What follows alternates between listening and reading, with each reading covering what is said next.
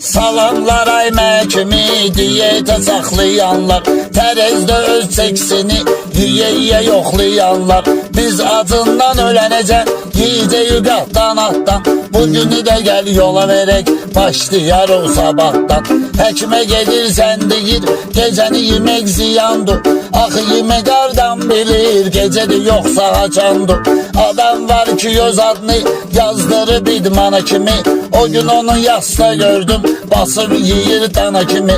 Qarınac oldu yamoğlu, yatmaq olmur özüm ölüm, qapıram övdə külfəti, köpdə bu yandan zülüm.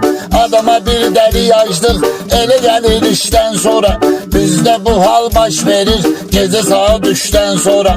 Kesir çöreğin arasını, soyuducunu açırsan, kalbasadan doğrayıp vırıp arasına kaçırsan. Bu söhbette yalandı, açlık olsun keyif olsun, keyif eləmək üçün gərək qarın yeməklə dolsun. Bu mənim fikrim idi, onu da süzünlə böldüm, gedim görüm ne tapıram, qardeş acından öldüm.